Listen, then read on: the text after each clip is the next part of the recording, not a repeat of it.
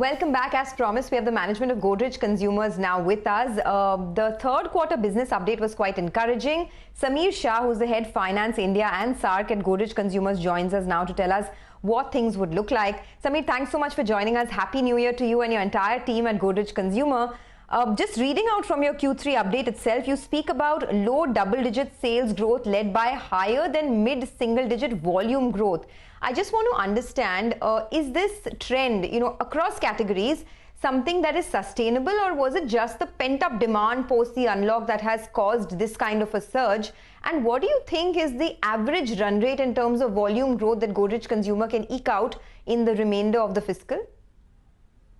Good morning, Sonia. Wish you and your team also Happy New Year. I think there is a lot of consistency. If you look at our performance for 2 consecutive quarters, we have had a double-digit sales growth, and this is quite broad-based geographically to begin with in India and in multiple countries in Africa. We have had running 2 quarters of double-digit sales growth. Even in India, this will be the second consecutive quarter of double-digit sales growth, which again is quite broad-based. If you look at categories like soap, which is sort of part of the larger hygiene, category, we are seeing, a lot of consistency.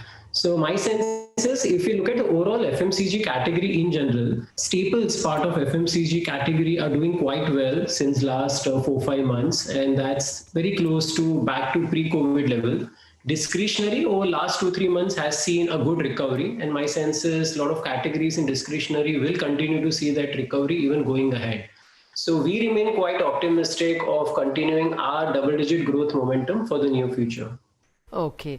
Sameer, good morning. Thank you for joining us. And first of all, of course, wish you a Happy New Year. When you look at the 5-year data or 3-year data of Godrej, what strikes you is the fall last year. Now, have you all as a group analyzed that? And what are your key findings? Therefore, what should we expect, say, over the next 3 years? Sure. I think there are a couple of reasons, Lata. One is last year in India, we prioritized volumes growth over value growth. And if you look at the overall volumes growth, I think in otherwise, kind of mixed environment, they were trending towards higher than mid-single digit. So it was a very conscious strategy of getting those consumers recruited into our categories and then driving value growth, as what we are doing actually over the last 2 to 3 quarters now. On the back of healthy volumes growth, we also have a pricing led growth, which is aggregating and resulting in this double-digit sales growth. We were also actually witnessing some challenges in multiple countries in Africa business over the last couple of years. We have analyzed as to what were the reasons and are sort of correcting it, putting a lot of building blocks in place, some which have got executed and some which will still get executed over the next 6 to 12 months.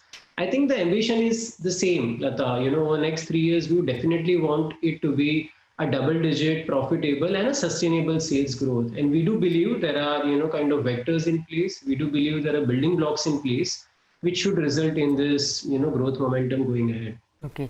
But can you just size up demand? You said that it was, widespread across geographies and categories. Was there any consumer uptrading? Did premium products sell more? And within product categories, was it, sanitizers, home insecticides, that kind of thing? Or was it personal things like color, hair color, soaps, that any color that you can give on those product and price points? Sure. So I think if you look at India performance and let's look at, kind of last 9 months, we did see sort of recovery in, staples, as I was talking earlier. If we double click into staples, let's start with, hygiene. And within hygiene, you'll have formats like hand wash, hand sanitizers, which did see a big bump up, at least initially in the pandemic period. Of course, some of those categories like hand sanitizers have sort of relatively tapered off, not completely, and are coming back to a normative, growth. But categories like hand wash are continuing to still do extremely well. The other category which is doing quite well is soap, because there has been increase in bathing frequency, there has been increase in hand washing frequency, and that has resulted in higher consumption in category like bar soap. We have been driving our own micro marketing initiatives, calibrated pricing increases, and we have very strong brand equity to drive strong growths in soap category with market share gains. If you look at household insecticide category, over last 9 months, we have seen a double-digit growth. Again, in the initial pandemic period, there was huge amount of health consciousness, and hence consumers did sort of consumed household insecticide category. It has come back to normative growth over past couple of quarters. Hair color is the category which has seen a sharp recovery over last 2 to 3 months at category level and also for us. And again, we continue to gain market share. So I think it's the evolution in each of the category. Staples, as I was sharing earlier, have been very close to now pre-COVID levels, and a lot of discretionary categories are seeing that recovery over last 2 to 3 months. Okay. I was going through a report by CLSA where they talk about the consolidated EBITDA to expand 40 basis points year on year to 22.5%, and a large part of the gross margin pressure that you're seeing will be offset by cost optimization. Is it fair to assume that we could expect an EBITDA of 22.5%? And what are these cost optimization tools that you're using which could help offset the raw material pressure? Sure. I mean, as I mentioned earlier, again, I mean, the intent is to drive profitable sales growth, and that's something which we have seen even over last, kind of 6 months or first half of this fiscal year. There is pressure on gross margins. Again, it's a very conscious strategy of having calibrated price increases to offset the increase in input cost. So that's going to definitely result in YOY gross margins decline. But cost saving programs are something which will offset, the drop in gross margins, and also there will be favorable category mix. Now, some of the pivots within cost programs are relook at, kind of your formulations, relook at sourcing, relook at, even your ad spends in terms of quality of ad spends and the GRPs, right? Relook at your trade promotion spends, and last but not the least, a very tight leash on the overheads. So all of this is resulting in a significant pool which partly is getting utilized for driving growth and partly is resulting in margin expansion. And this is happening not just in India, but we are also deploying these cost-saving tools in international businesses like Indonesia, as well as in multiple countries in Africa. Okay, some of the product categories that came up may disappear, like, sanitizers, even vegetable cleaners, we understand now nobody's asking for them. The initial fervor of the infection. But on a more longer term range, will you all look at new product categories? Absolutely, Lata. I think hygiene is going to be, kind of quite strategically, important for us. And within hygiene, we are over investing on hand wash. We have a very disruptive product in hand wash, which is powder to liquid hand wash. It's the first of its kind of product in India, which is priced at 15 rupee, and which takes away the barrier of pricing from end consumer perspective to sort of either upgrade from soap or to kind of get recruited straight into the category. And that's doing quite well. I mean, over last, kind of 9-10 months.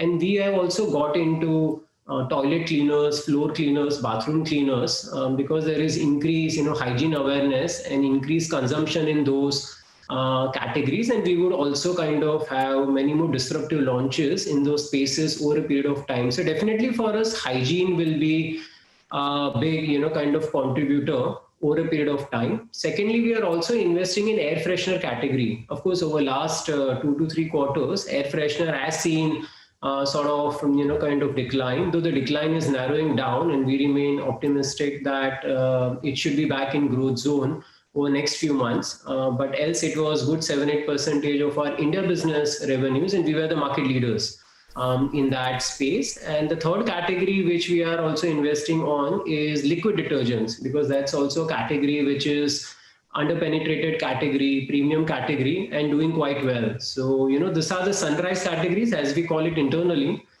which we are investing upon. And this will sort of not just have a meaningful contribution over a period of time, but also have a good household and personal care, kind of balanced play for us over a period of time in India.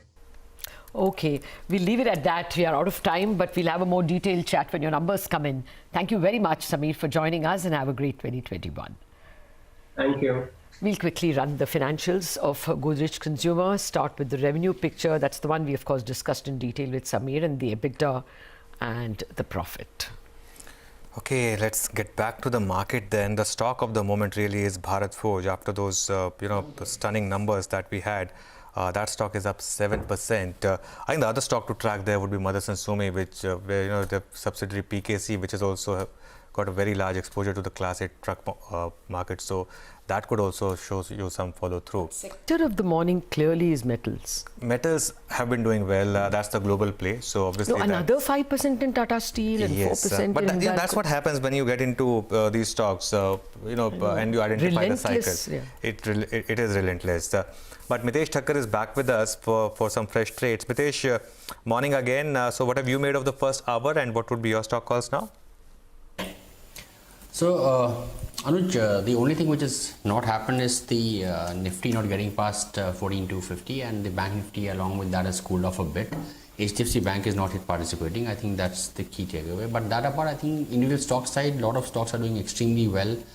And we have a cement and a bank stock on the buy list. Ramco Cement is a buy with a stop at 804, targets of 840 here. And IndusInd Bank is a buy with a stop at 933 for targets of 975. Okay, thank you very much. Mitesh will touch base with you later.